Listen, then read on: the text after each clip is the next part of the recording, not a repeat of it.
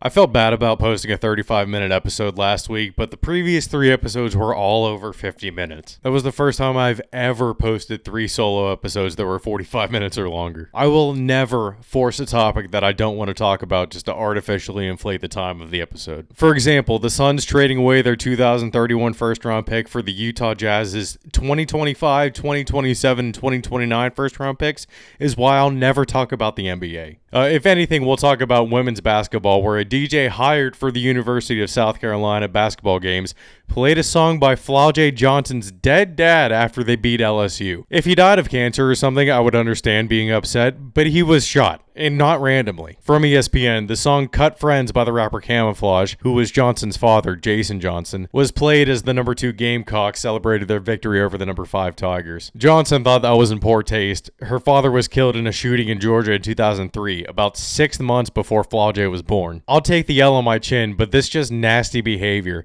None funny about that, Johnson wrote on Instagram. The DJ then replied, "My bad," laughing emoji. This is the funniest thing that the DJ could have possibly done. When would you ever get the opportunity to do that against an opposing player? Masterful trolling. Flau'jae didn't even know her dad, and from what it looks like, wouldn't have known him even if he weren't shot. Don't forget to leave a like, comment, and subscribe to the YouTube channel. Hoagies and Pierogis is available on Spotify and Apple, wherever you listen to your podcast. Clips on TikTok and Instagram throughout the week. I'm Ian DiCarlo. This is episode 138 of Hoagies and Pierogis. Let's go. Live from Central Pennsylvania with your host Ian DiCarlo. This is Hoagies and Pierogis. The ski stash! The ski stash! Welcome to the Big Ten. Beecher's going drink, man. Let's go! Let's start out with a little bit of baseball. The Hall of Fame class for 2025 is pretty perfect, honestly, in my opinion. Ichiro, CeCe, and Billy Wagner all make it in on this cycle of the Hall of Fame voting. So let's start out with Ichiro. Ichiro wasn't unanimous by 1 vote. Yet a fucking reliever is the only unanimous Hall of Famer ever. Make it make sense, please. Ichiro invited the single dissenter over to his house for a drink, and everyone was posting about the Sopranos. Like, hey, I got a nice cask of wine in the cellar. You want to help me get it out? But I thought this was funny. Ichiro talking about what his favorite saying is in English. What is your favorite American expression? August in Kansas City. It's hotter than 2 rats in a fucking wolf sock.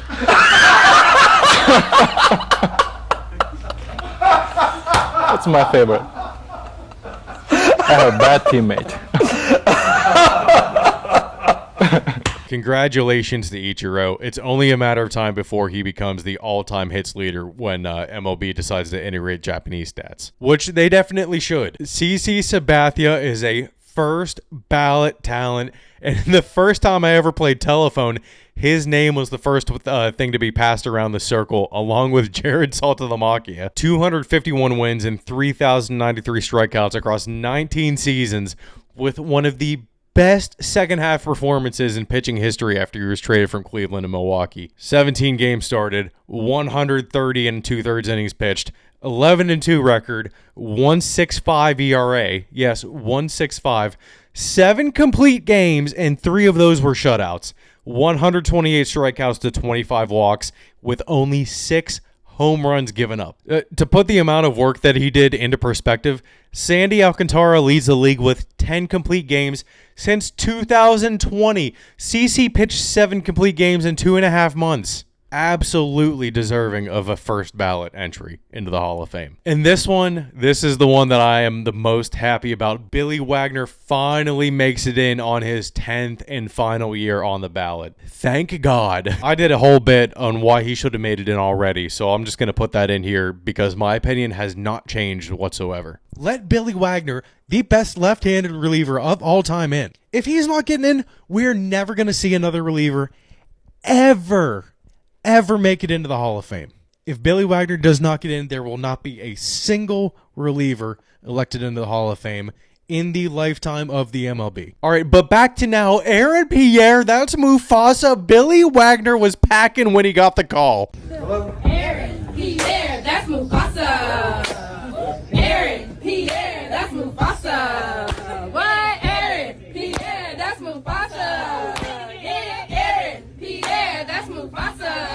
congratulations, Billy Wagner. Probably one of the last left-handed relievers that will get into the Hall of Fame. Okay, so I did mention last week that Anthony Santander signed a 5-year, $92.5 million contract, but I didn't add that there is a club option for a 6th year that could push the total value to $110 million.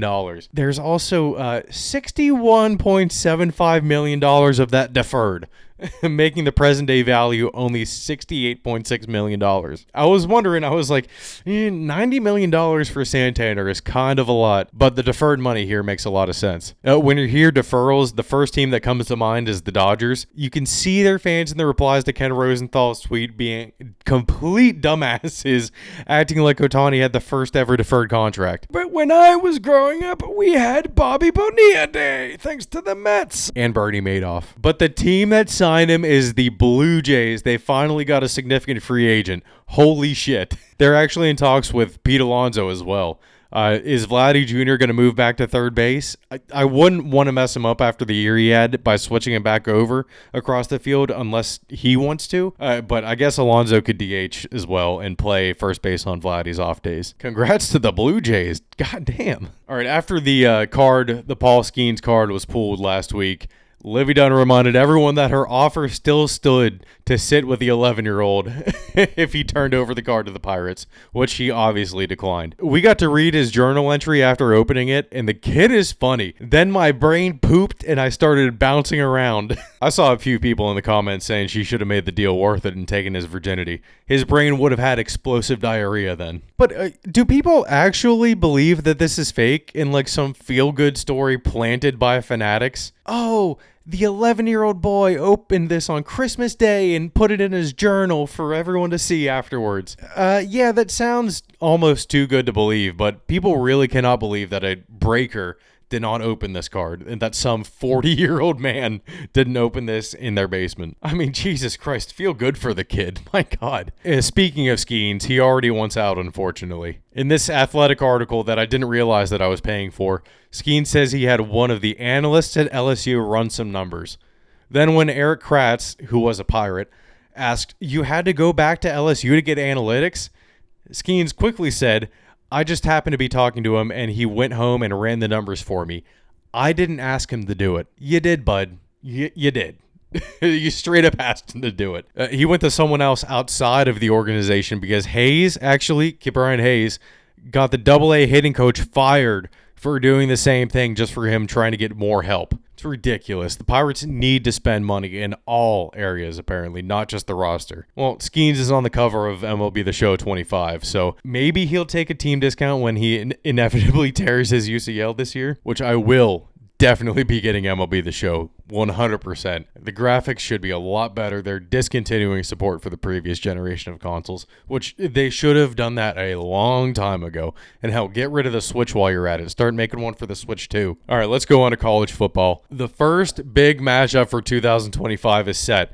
Notre Dame will be playing Miami on Sunday, August 31st. Carson Beck may or may not be able to actually play Notre Dame this time around, depending on how his elbow turns out. The only other little bit of news here for college football was that Penn State lost their defensive coordinator, Tom Allen, to Clemson. We knew that. But then they just poached Jim Knowles from Ohio State to be the highest paid coordinator in college football. And he would actually be, I think, top 5, maybe top 10 defensive coordinators in the NFL with a $3.1 million per year salary. Apparently, Ryan Day told him to not come to the national title celebration while he was deciding on what to do. Hey, you can't come celebrate what you helped build. Sorry. Goodbye. Stay away. And to have that type of animosity towards Penn State for Ryan Day is crazy. Literally 0% of the anger is directed towards him after they beat Penn State every single goddamn year. All right, let's move on to the NFL. I did have a little bit of holdover from last week. I did mention that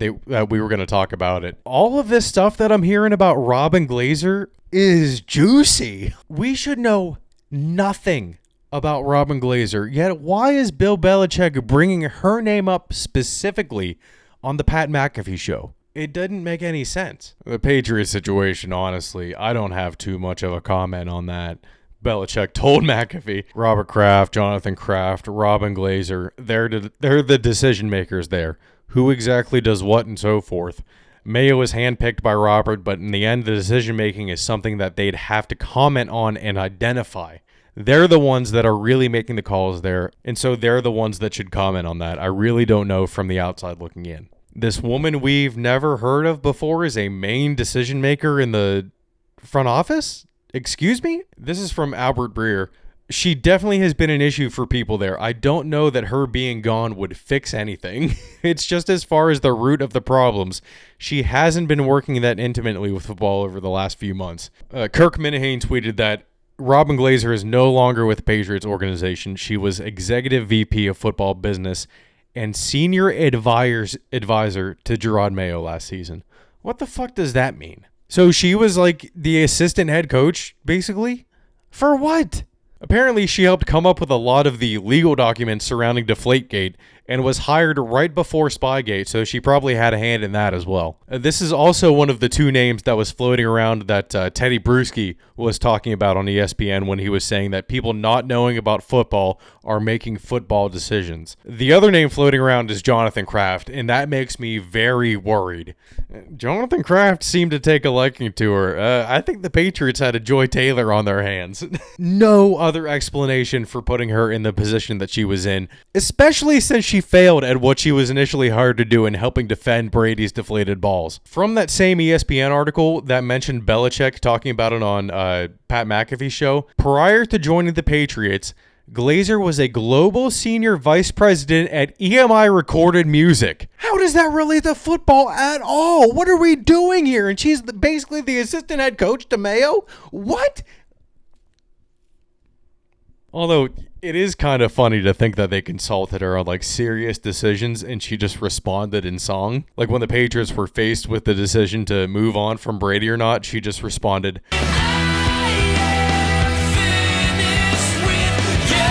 and then when asked why she was resigning, she just said, I'm useless. Before she left, she was asked her opinion on bringing back Josh McDaniels, and she just responded with, one more time. All right, speaking of the Patriots, the main coaching staff is set. Patriots bring back Josh McDaniels officially for his third stint as offensive coordinator. Everyone is saying they're going to be mediocre with this hire.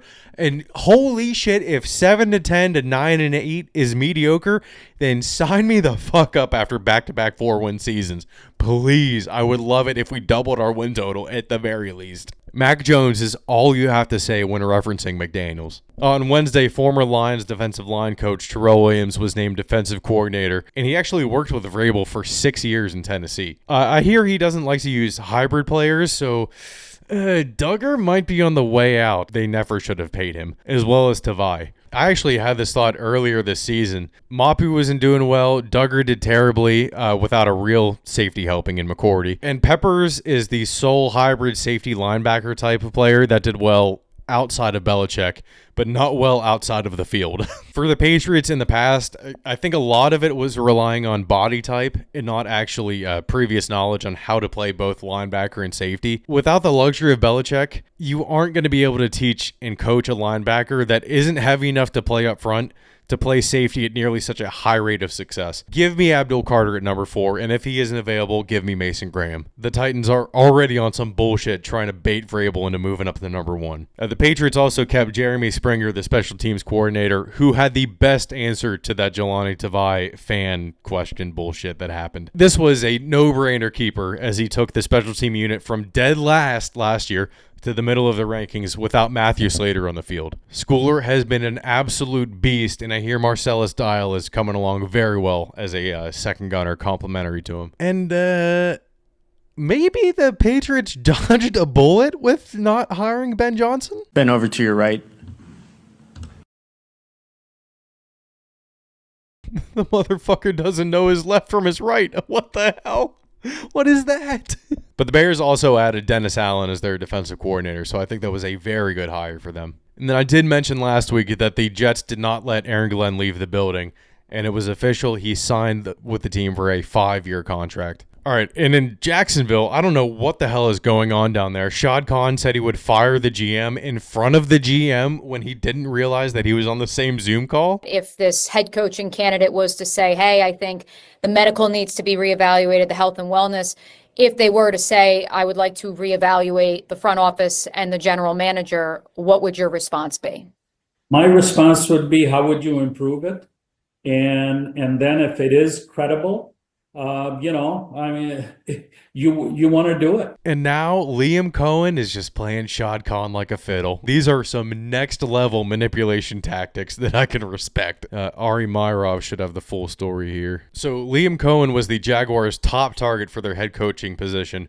He was set to interview on Wednesday, but then withdrew his name. The Bucs then offered him an extension to become one of the highest paid coordinators in the league. The Jaguars bugged out and fired GM Trent Balk after all that Shad Khan bullshit on Zoom. They reached back out to Cohen asking if he would reconsider. So then this is where it gets kind of dicey. Cohen didn't sign his Buccaneers contract with them to be their offensive coordinator. Then he was at the Jaguars facility trying to finalize a deal, and the Buccaneers could not get in touch with him while he was trying to do that. He had all the leverage in the world from a desperate owner that just wants to win literally anything. Bravo, Liam Cohen. Bravo. Or then we had Pete Carroll to the Raiders on a 3-year deal with a 4th-year team option.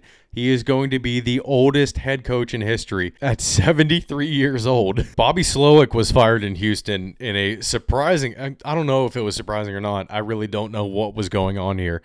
But he was fired in Houston after being a name to watch for head coaching positions last year. What a fall from grace, being fired from the Texans over that. Jesus. All right, then the Cowboys surprisingly made the right decision in going with Brian Schottenheimer over Deion Sanders. But the NFL Game Day crew was going off on the Cowboys, and I have never been so confident that Jerry Jones pays Schefter in some way. When Marty Schottenheimer worked at ESPN, which he did briefly between coaching jobs, he said to me once, if you are the coach of a football team and your players are looking over your shoulder at anyone, you have no chance to win. That was Marty Schottenheimer who said that. Does anyone not think that his son Brian now walks into a situation where the players are looking over his shoulder, and we all know who they're looking over his shoulder at? The perception of this, why are you shaking your head like that? Who were they looking over their shoulder at? At Jerry Jones. Yeah. Jerry Jones, who has been in control of literally everything there forever. The perception out there in the world right now is that Jerry has been the owner and the general manager, and now as his final act, he's decided to make himself the coach. But that is the way people are talking right now, whether it is fair or not. This has not in any way a value judgment about Brian Schottenheimer. It is about the Cowboys, the way they do business, and how they have doubled or even tripled down on it now. They've been conditioned to this. You get drafted into that organization, this is all you know. Jerry's the boss and everything. And I think now, right, like he's putting this staff together is what it seems like. Again, nothing against Shotty, but he didn't even look at all these coaching candidates out there that were so promising. I think this was last minute, like all his negotiations this entire year. But didn't you say Jerry likes to do things his way, and he likes to see things and identify things that others didn't? Many thought the Dallas Cowboys wouldn't have been a good investment. He did. Many thought many of the marketing deals he did weren't good ideas. He did. He likes to do things his way. He's identified this guy. And by the way, like there's some great track record of teams hiring head coaches when they fire 7 or 8 of them every single year. So he's identified this guy that he believes where some coordinators are great head coaches, some coordinators are not great head coaches. He has not been to an NFC championship game since 1995. You're just going to keep doing the same thing? And again, I come back to, are you serious about winning? Or is it just about ticket sales and being the most valuable franchise in the world? Right? What is more important? Teddy, can I send you a message? Can you just look over your shoulder there? Just look behind you a little bit. You see what Dak has over there behind him? You guys don't think Jerry Jones is always lurking in the background? Oh my gosh. Everything. Are you kidding me? I didn't put that there, Teddy. That wasn't me who did that. Okay, Dak, well, here's what you say. Stand. Get your hand off my arm. It's game time. So show me, go back and show me all the pictures of Robert Kraft standing there behind Tom Brady before big games. Show me the pictures of all the other owners in the NFL who do that. It doesn't happen. This is not a coincidence. 29 years, things don't keep happening a certain way or not happening for 29 years by coincidence, and there was only one thread of commonality. That reaction was suspect at the very least. Why would you defend Jerry Jones in any way at this point? And then they went and hired Matt Eberflus for their defensive coordinator. What? Cowboys, you are complete idiots. Just take Jerry out behind the shed already. I know you can't fire him, but Jesus Christ, you need to make this look like an accident somehow. Robert Saleh ended up taking the DC job back in San Francisco like nothing ever happened. He can wipe that Jets tenure from his head permanently. So New Orleans is the last head coach opening. My guess is that since they've waited so long is that they get Cliff Kingsbury for a second shot at a head coach. I mean, he did so well with the Commanders this year. I think he deserves a second opportunity. Is he in a better position with the Saints than he was in with the Cardinals when he was taking that job? Probably not. But we'll see. That's my guess for who's filling that spot right now. And then the last coaching news right here before we wrap up. Todd Monken is staying in Baltimore after a contract extension. Great news for Lamar. Not so great news for Derrick Henry. All right, let's get into these championship games, shall we? NFC Championship was up first, and oh my God. Before the game, Eagles fans were roasting a pig in a shopping cart at a tailgate. That was very good foreshadowing for what would happen to the War Pigs. The Commanders had a really nice drive converting 2 fourth downs, but didn't go for a third one and settled for a field goal. 3-0, 7 minutes in. Pussies. And then Saquon, oh my God, he broke free and it's starting early. 7-3 Eagles. That was 18 seconds after the Commanders field goal. On the next drive, Diami Brown fumbled after we were giving him so much credit last week. The Eagles capitalized, and Saquon got in for his second touchdown in the first quarter. 14-3 right off the bat. On the next drive, the Commanders had a fake punt on 4th and 6 as the punter rainbowed it to Ben Sano. That was a great pass. But the Eagles were bringing so much pressure. The pocket was collapsing around Daniels so fast. They had to settle for another field goal. It was 14-6. Commanders defense held on the next drive, and Hurts was sacked, forcing them into a 54-yard field goal that they missed. That was kind of worrying. And these wide receiver screens, I will have more of an issue with it later, but they did not work for anybody. Nobody. They were not working for the Commanders, not for the Eagles, not for the Chiefs, not for the Bills. No one. But then right after that wide receiver screen, that failed wide receiver screen, McLaurin was gone. 2-point conversion, no good. 14-12 Eagles. That was about as close as the Commanders got. Then the Eagles and Hurts got in for the touchdown with the tush push after the 2-minute warning. But Marshawn Lattimore just likes to crash out, huh? First all this stuff with Mike Evans, and now he's starting to fight with A.J. Brown. Come on, dude. The Eagles went for the tush push for 2, but did not get in. It was 20-12 after that. And then on the next kickoff return, the Commanders fumbled the ball. They greased up the balls and the poles in Philadelphia. Oh no, this was bad. This was so bad. A.J. Brown got the touchdown before the end of halftime to put the Eagles up 27-12. And actually, the Commanders snuck in a field goal, too, to make it 27-15 at halftime. After trading 3 and outs to open up the half, the Eagles were looking pretty damn good on their next drive, and they got in for the touchdown as they were pulling away 34-15. Hurts' knee was not bothering him at all as he ran this one in. The Commanders and Daniels answered with a QB rushing touchdown of their own, with a successful 2-point conversion to make it 34-23. But that was the last points that the Commanders would score. On the next drive, Frankie Louvu timed it up perfectly and disrupted the exchange for a loss. That is exactly what the Commanders needed. But then Eckler, oh no, the ball was punched right out, and they gave the ball right back to the Eagles. Brady saying he had small hands was such a diss at the time. He just can't hold on to the ball because his hands are too small. It even rhymed. I think Brady would have a better chance of becoming a better announcer if he just channeled his inner Dr. Seuss the whole time. On the next drive, Louvu did not time this one up perfectly, and he jumped onto the center and Jalen Hurts somehow. And he did it twice. Even the refs were laughing. They were warned that it would be an unsportsmanlike penalty if he did it again. And then guess what? In offside, he didn't jump over the line, so it wasn't an unsportsmanlike conduct penalty. But they got another offsides, putting the ball even closer. And the Commanders were warned that the refs can just award the touchdown to the Eagles if they did it again. I had never heard of that before. That is hilarious. And it makes a lot of sense because, I mean, you'd just be wasting time and potential injuries if you kept jumping over the line like that. Hurts finally got it in for his third rushing touchdown, and the Eagles went up 41-23. 34th down conversions were the most all-time for a team in a season, but the Commanders couldn't convert with just over 10 minutes left. And yeah, I mean, it wasn't game before, but that was definitely game. Saquon iced it with his own third touchdown of the game to put the Eagles up 48-23. 3 rushing touchdowns from Barkley and 3 from Hurts makes them the first ever pair of teammates to rush for 3 touchdowns in a playoff game. And Daniels threw it up to Mitchell for an interception, and then Shipley did his best Saquon impression, but he slowed himself down by wrapping up the ball. He should have just went for it. He did end up getting in to make it 55-23. The Eagles dropped a 50-burger in the NFC Championship game, the most points ever scored of the game's history. The Panthers were the previous record holder with 49 points in 2016. 55 is actually tied for the 6th most ever in a playoff game, and the most since 2000 when the Jags dropped 62 on Miami. 7th overall if you count the Bears beating the Redskins 73-0 in 1940. And they actually tied the record for the most rushing touchdowns with that Bears team in a game with 7. Hurts also passed Steve Young for the most postseason rush touchdowns by a quarterback with 9. A lot of records set in this game. You know damn well they found a way to get up those poles on Broad Street. But CJ Gardner-Johnson calling Jaden McDaniels is so funny to me. And Jaden McDaniels, I'm going to tell you, like, guys, so this is all I'm going to tell you, my boy. Hell of a year, but sit your ass down and watch it from home. Cancun University, get at me. Who else? All the people in NOLA were talking that high shit. Man, listen, bro.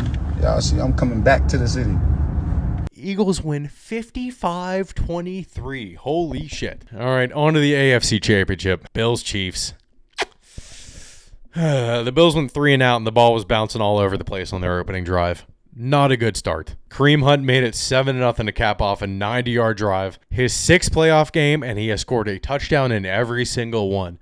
I should have known that, should have placed that as the anytime touchdown scorer. Bass nailed the 53-yarder that would have been good from 63 to answer back one of the most underrated kickers in the game, 7-3. On the next drive, the Bills recovered a botched snap, but it was nullified on an offsides. But actually later in the drive, he recovered another one, so it didn't matter. But then to open the quarter, Josh Allen, no one could hold on to the ball today. Oh my God, he almost lost it again. He was super lucky to be able to grab it as he was being spun to the ground. James Cook got into the end zone somehow on a play that he should have lost 4 yards on, and it was 10-7 Bills. They made the fumble recovery count. The Chiefs got a 4th down conversion, and Worthy dove it in to make it 14-10 Chiefs on the next drive. And at the end of the second half, I think Allen was shitting the bed a little bit. 3 and out with just under 4 minutes left. And then it really did not help that the Chiefs had a great punt return to start off their drive, already in field goal range. Mahomes got it in the end zone after a great grab by Xavier Worthy. 21-10 Chiefs. Blech. Josh Allen bombed to Mac Hollins before halftime, and the Chiefs were offsides on the extra point, but they didn't get the 2-point attempt, so it was still 21-16 at halftime. Bills did a good job, kept the Chiefs without any points on their opening drive, and then that was a beautiful option to Cook on 4th and 1 for the touchdown. That was a hell of an effort. Again, no good from 2. Bills were up 22-21 though at this point. The Bills did stop the Chiefs on their next drive, but they had to capitalize here going into the 4th quarter. Coming out of the 4th quarter, they faced 4th and 1, and Josh Allen forgot that he wasn't at the goal line and just dove over the pile, but then forgot to bring the ball back into his chest and almost lost it. Luckily, somehow the refs ruled in their favor when you could not see who recovered the ball clearly. You could just see who came out of the pile with it. And the refs were good up to that point. But later in the drive, they fucked the Bills on their next 4th down attempt. Allen definitely got that 4th down. They reviewed it, and the call on the field stood. I don't know how the side judge that saw Josh Allen's back and did not see the ball came in a full yard short from the other side judge that saw Josh Allen's front and the ball completely. Crossed the 1st down line. Obviously, why was there no challenge on that from the Bills? It was at the start of the 4th quarter. You had 2 timeouts left. It was clearly a 1st down. Is this what's going to force them to put chips in the balls? Do it. They will be fine. Tennis balls get hit at over 100 miles an hour. You think a football couldn't withstand a tackle? Please, you have the technology to do it. Why not? We don't need all this controversy. You don't need the controversy to generate buzz about you. Just have good games, and that will be all you need, NFL. You can eliminate this problem easily. Looking back on it now, this totally was the game. The Bills, if they made it, would have at least gotten a field goal, and they would have been up 25-21. So after the Bills turned it over, Mahomes kept it for himself to get in the end zone to go back up 29-22 after getting the 2-point conversion. I will admit, though, his spike on the play was hilarious, and Pitching Ninja added a tail to it the next morning. All right, Mac Hollins got the Bills in a goal-to-go situation after his second deep catch, and Curtis Samuel hauled it in to tie the game at 29. 6:15 left in the game. The Bills held the Chiefs to a field goal on the next drive with just over 3.5 minutes to go. 32-29. All right. And here's where that wide receiver screen comes back into play. It was not working for anybody. You went for it on third down. You put yourselves in a terrible spot for fourth down. And then what do you do on fourth down? You try to run an actual screen, and 3 rushers just come in completely unguarded. Why would you ever do that? Obviously, Spagnuolo was going to bring everybody that he could. If it hadn't worked the rest of the game, and it just didn't work the previous play, the play that preceded it, it did not work. The screen didn't work at all. Why would you run it again on fourth down in the most important position? But also, Kincaid, that was in your hands. Shakir was also wide open. What are we doing here? What kind of bullshit was this? So stupid. Fuck the Chiefs. Honestly, though, the Bills shit the bed because they have to rely on Josh Allen way too much. It also didn't help that James Cook only got 1 fourth down play. That touchdown to him. That's insane. The Bills' 78 wins combined in the regular season and postseason since 2019 are the most in a 6-season span without appearing in the Super Bowl. Bills fans have now donated over $100,000 to Mark Andrews' Breakthrough T1D organization as a thank you for getting them to the AFC Championship. Chiefs fans should donate money to the charity of the player that lost the Bills the game in the biggest moment. Khalid Blakeman, you really have a chance to make a difference for little blind kids around the country and afford them the life a blind man such as yourself could never afford when you were their age with your shitty little eyes. Now we get the Super Bowl that literally no one asked for, the Chiefs versus the Eagles. Everyone hates the Chiefs because Mahomes flops, Taylor Swift is on the team, and the refs bail them out all the time. Everyone hates the Eagles because their fan base is generally a bunch of dickheads. At least they would agree with that statement. When you say anything about the refs to Chiefs fans, they just default to talking about Brady and the Patriots. The Chiefs are 49ers and Eagles merchants. They have never beaten anyone else in a Super Bowl during their dynasty. Give me Saquon all day. I'm rooting for him to win one. There has been a Penn State player in every single Super Bowl, and the streak should continue next year with Abdul Carter and Caden Wallace on the Patriots. No, I'm not actually serious. But I am taking the Eagles for RJ and the Hoagies. I have to. I really think their run game is unstoppable. And, I mean, with 2 weeks to go, with a healthy offensive line and a healthy Hurts, that will go a long way. I like the Eagles 38-34. Maybe I can have a little redemption after being 5-7 so far in the playoffs. All right, we're going to be talking about the Pro Bowl next week, so enjoy this one while you can. And you know what? We just learned that Drake May will be in the Pro Bowl next week, so we will have some fun. I can't wait to watch him do well. Hopefully. Everybody, I believe that is it. Let's check Twitter here to see if anything happened during the recording. Okay, so we are all good for sports, but I will say this, 100%, please go check out the Kanye Night on the Playaz Review channel. I had so much damn fun. Kanye Night is kind of like a ox battle type of thing, but it's not really like a battle. It's more of just like a, let's see who can bring the heat. It's all about having a good time, positivity. Bring the vibes. Here's their reaction to my first song that I played. Oh, it's fuck. Oh my god. Yo. Holy shit. Yo, this song gonna be on my door. That's a nuke, my nigga. No. He said shut your ass up. What the? No. Is that a double nuke? No. Is that a double nuke? No. Please go check out the Playaz Review channel and drop into their song suggestion live streams on Saturday. I am always there jamming out with the homies. All right, while you're there, make sure to leave a like, comment, and subscribe to our YouTube channel. Hoagies and Pierogis is available on Spotify, Apple, etc. Follow us on TikTok and Instagram for clips throughout the week, and we'll leave you with this. Munch. Live from Central Pennsylvania with your host, Ian DiCarlo, this is Hoagies and Pierogis. The ski stash! The ski stash! Welcome to the Big Ten. Beijers go drink, man. Let's go.